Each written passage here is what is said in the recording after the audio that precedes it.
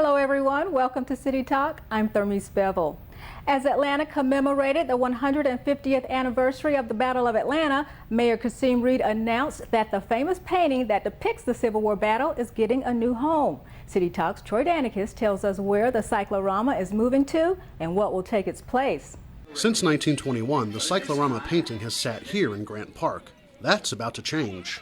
I'm pleased to announce that moving forward, the cyclorama will be moved, restored, and cared for by the Atlanta History Center. Work will soon commence on a 23,000 square foot building at the Atlanta History Center to house the painting. The cyclorama will also be put back in its original hourglass shape to achieve the intended 3D perspective. Restoration on the piece will begin before the move is made and will be completed at the new venue. Our Civil War collections are the most comprehensive in the nation. Our exhibitions, programming, collection resources, and expertise uniquely position us to interpret the painting in its proper historic context. The Atlanta History Center has already raised $32 million in private donations to fund the relocation and restoration of the cyclorama. So what about the building that currently houses the painting? Zoo Atlanta will take over the structure. They plan to turn part of the building into event space that will overlook a new habitat for African elephants. District 1 Councilmember Carla Smith, who represents the area, is thrilled about the recent developments. You're taking three treasures and we're making them into world-class event space, world-class mural. I'm just in awe. Y'all have done a great job bringing this together.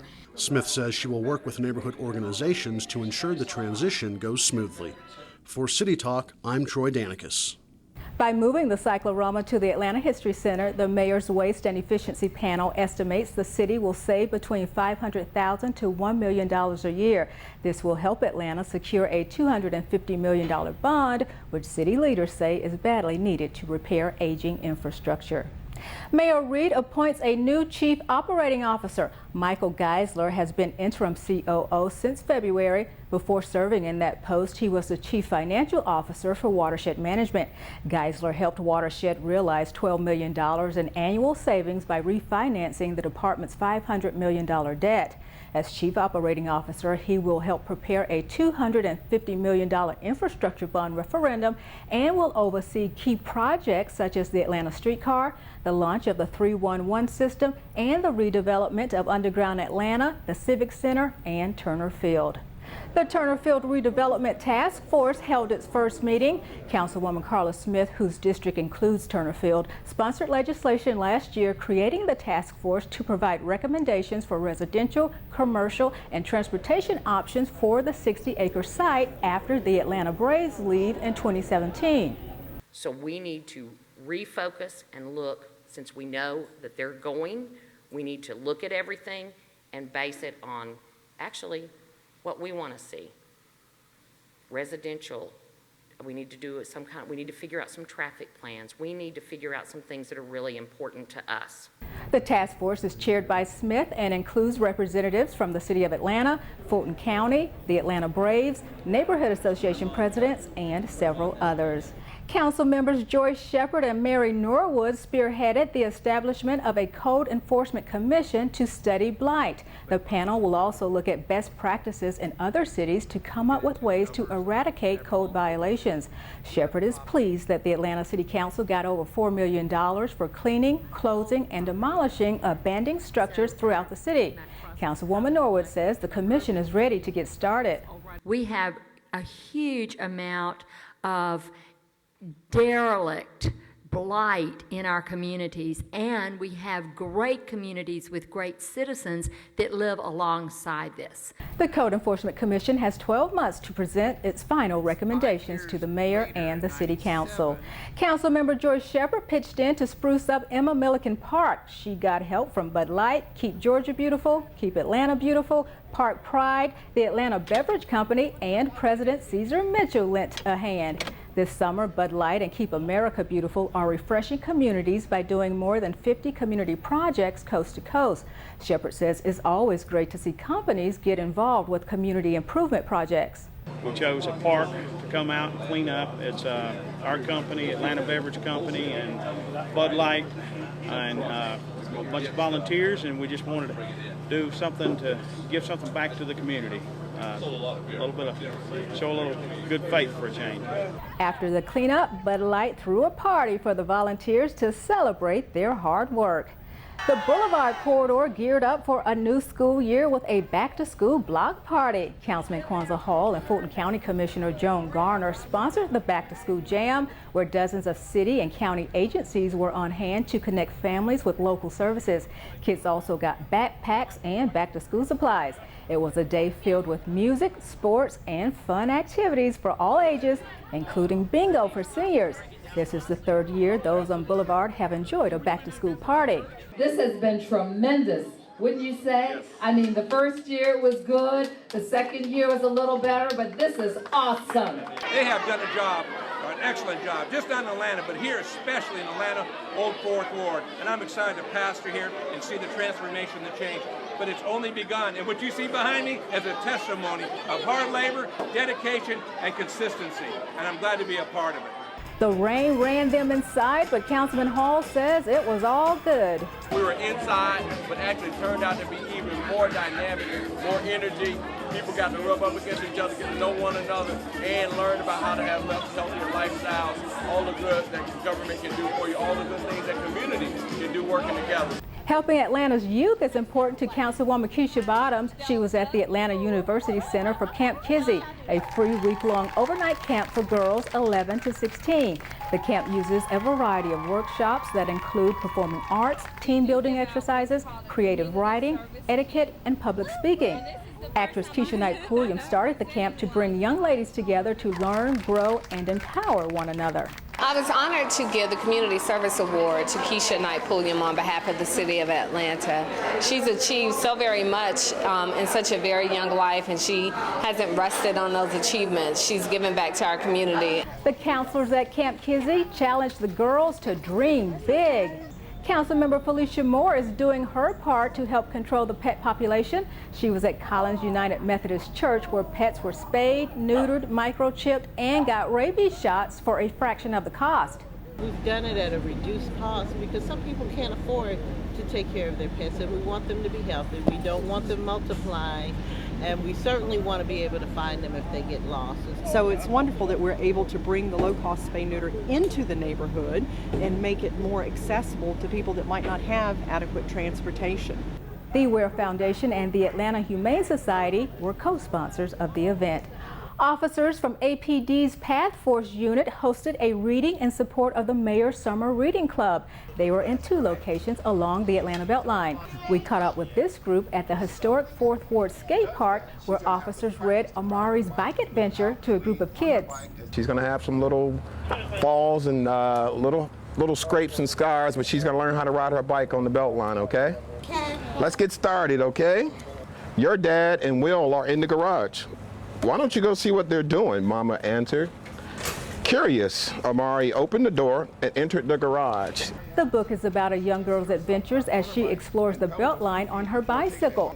She meets several characters, including an APD Path Force officer. I love the fact that we are starting to become a little bit more community related and just focusing on kids, just to give the kids a better picture of what the Atlanta Police Department actually does. We're playing kickball and dodgeball with the kids, and it's just really cool to see them excited and just interact with us in that type of manner. Each child received a free copy of the book. The Mayor's Summer Reading Club encourages children to read while on summer vacation.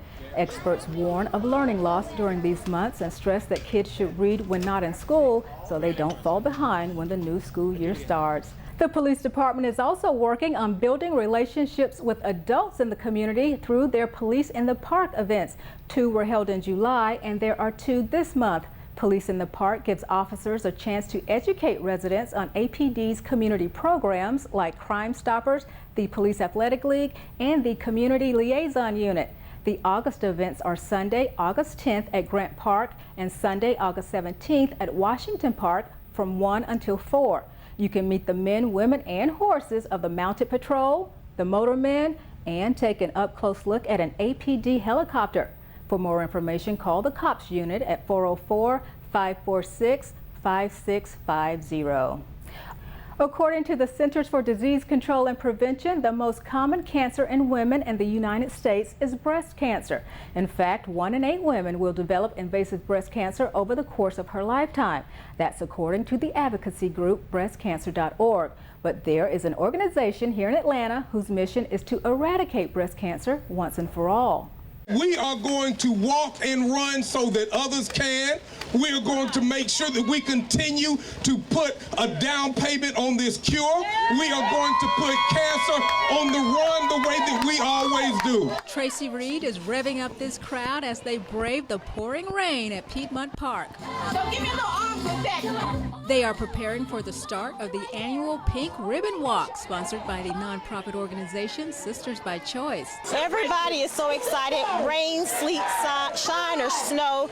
We're going to walk for breast cancer and support these survivors and support this wonderful cause that Dr. Phillips created. Dr. Rosbert Phillips Reed founded Sisters by Choice back in 1989, initially as a support group for women diagnosed with breast cancer. Today, Sisters by Choice has evolved into a multifaceted health organization that provides breast health education and diagnostic services to women throughout the state of Georgia. I'm a 15-year survivor, and I want all of the sisters to know that cancer is not a death sentence, and that's why I'm here. At the starting line, we caught up with Mayor Reed, trying to stay dry. All these women were committed, and we're not going to let a little rain stop us from encouraging breast cancer awareness, self-examination of women of their breasts to make sure that they don't have cancer or early stage cancer.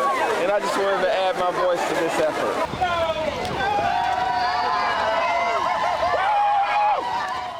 Sisters by Choice reports that nearly $130,000 was raised from the walk, and donations are still coming in. Proceeds will go towards funding the full-service mobile breast clinic that will make it possible to provide breast health services to women who live in rural areas in Georgia.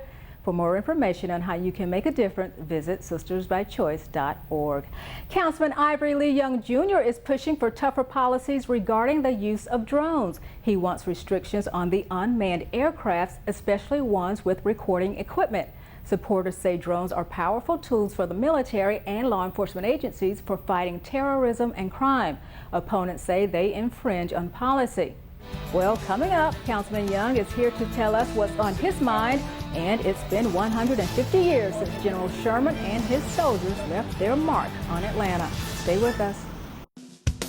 ATL 26, forward together.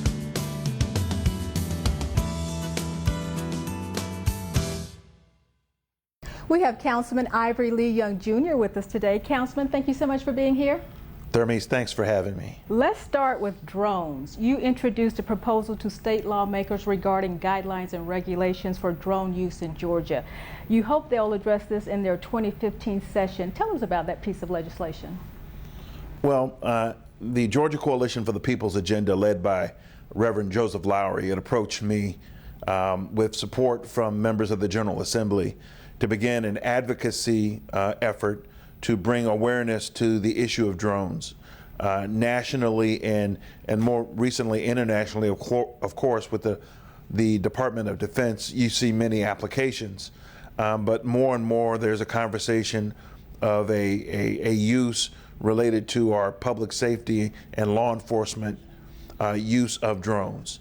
And so we're wanting to get out front of the issue to really have an opportunity for the public to be engaged in the conversation, to make sure that we're proactive in setting some guidelines and some parameters and policy on how these devices, how this technology can be used responsibly without violating the rights of average citizens. You supported the new Falcon Stadium with the requirement that community improvements are part of the deal. Why was that important to you? When you quantitatively look at the amount of resources and revenue that come into our general fund as a direct consequence to tourism, the taxpayers of Atlanta have been the real beneficiary of venues and activities like the aquarium, like the World of Coke, and including the Atlanta Falcons. And so we could ill afford to lose a revenue generator like our partner, the Atlanta Falcons, and not just in the economic stability of the region, but if you're going to have a $1 billion conversation about a stadium, you ought to have a meaningful conversation about investments in the neighborhoods that are impacted by it. Security cameras are at certain intersections along Boone Boulevard. Now, this was an effort to suppress crime in that area. We've spent money from our own council budget to do this. There are clearly areas around the Joseph Boone corridor and all the neighborhoods that border that are in challenges, in a challenge time right now when it comes to the promotion of public safety and stabilization of our communities. We have an overabundance of vacant and abandoned structures that have helped to promote and incentivize crime that we really have to address, and the cameras is just one tool in our toolbox. The Atlanta Regional Commission selected Vine City and Washington Park for its Livable Centers Initiative Supplemental Study Grant. Tell us a little bit about that. Well, years ago, we worked cooperatively with those two neighborhoods, and through the Atlanta Regional Commission, the original Livable Centers Initiative grant. Some of that money has actually been appropriated for the streetscape improvements that you're going to see along Martin Luther King Jr. Drive. But as a result, we're able to make enhancements along some of those right-of-ways and corridors that otherwise would have been cost prohibitive. And so we thank the Atlanta Regional Commission and the support we're getting from them.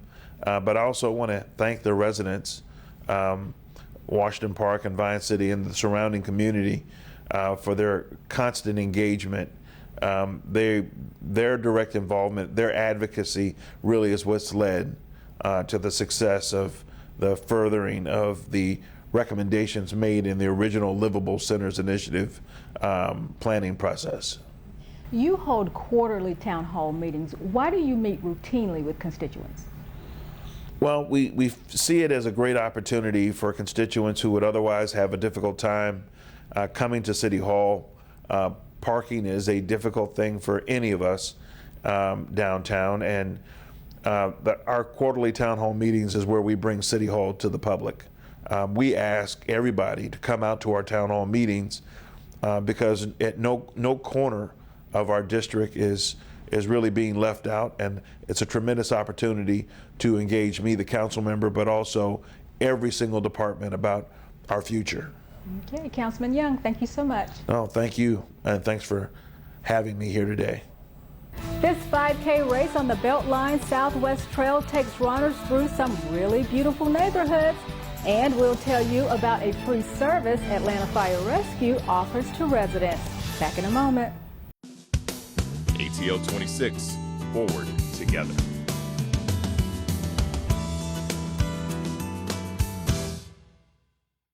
History buffs, residents, and even a Boy Scout troop braved a dreary and wet morning to attend a wreath-laying ceremony at a Civil War site at the Walker Memorial in Kirkwood. The event was part of a week-long commemoration of the Battle of Atlanta, which took place 150 years ago. On July 22, 1864, 4 miles of East Atlanta were engulfed in fierce fighting between Confederate and Union forces. The crowd at the wreath-laying ceremony heard from reenactors and a local historian. Hey! Hey! Fire! Whoa! In the end, the Confederates lost the battle, and Union General William Sherman burned the city to the ground. The fall of Atlanta contributed to President Abraham Lincoln's re-election and helped bring the war to an end. So what was life in Atlanta like 150 years ago? As part of the commemoration, a living encampment was set up with military and civilian reenactors. Troy Danicus takes a look at how the average Atlantans and soldiers lived their lives before the city was burned. These days, Kirkwood is an area of the city witnessing reinvestment and redevelopment. But today, this part of town has stepped back 150 years into the past. We're 42nd Georgia Company D, and we're manning these breastworks during the Battle of Atlanta in 1864. It was a one-day battle. It started early in the morning when the Confederates marched out of town to the south and then circled around and tried to flank the southern line of most southern line of the Union Army surrounding the city.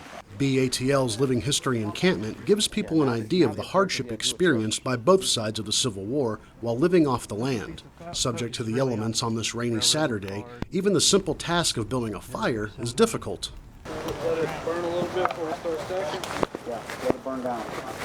But what you need to do is not put stuff on it, put stuff next to it so it gets the warmth of the fire, that it knocks out the water in the wood. Life for the everyday private soldier in both armies was not a fun thing, more often than not. I've heard it described as sheer boredom punctuated by moments of absolute terror. Essential to soldiers on any battlefield are weapons. But see, this is sharpshooting and sharpshooters, two different things. And I was asked to come up here and talk about sharpshooters and sharpshooting units in the Atlanta campaign. Dave Stachon is a U.S. Army military historian out of Fort Benning in Columbus, Georgia. He tells us that soldiers were often responsible for some of their own supplies. The soldiers often had to make their own ammunition in their unique size or caliber. It's something Stachon has become familiar with himself. And I do shoot many of them as well. And because of that, I've had to collect the bullet molds so I can cast of molten lead my own bullets to shoot them, to see what it's like, and for target shooting. When troops weren't busy getting ready for the battle, they spent their free time relaxing and playing games, trying to keep their minds off the bloody fight ahead. You have to do it this way, because if you do it this way, it'll hit you. Like if you do it that way, it goes straight down. Everyone out here is a volunteer.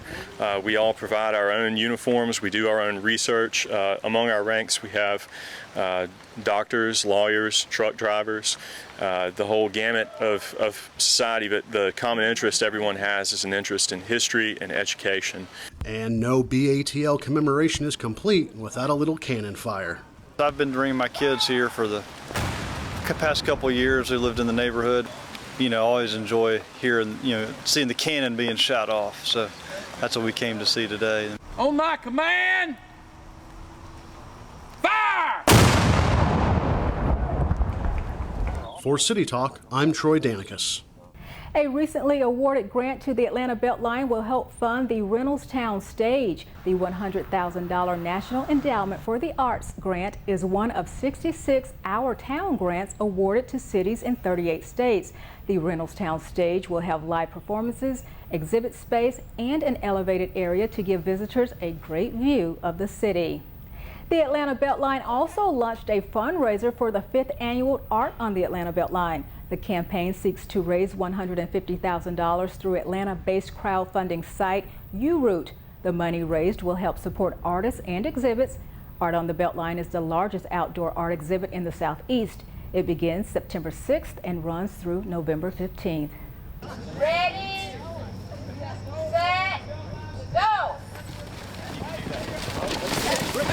And they're off. Councilwoman Cleta Winslow was out in Gordon White Park with other Atlantans for the Atlanta Beltline Southwest 5K. The race introduced many runners and walkers to the Southwest Trail as they made their way through the historic West End.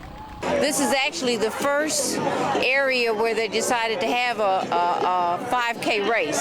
So we're very excited for them to be in historic West End. This race is growing in numbers every year, so we're just happy that people from around the metro area and the inner city neighborhoods are supporting us. The annual 5K is part of the Beltline's running series. The community celebrates the reopening of the pool at John A. White Park. And teenagers in Atlanta step up for a summer of service. That's next. ATL 26, forward together.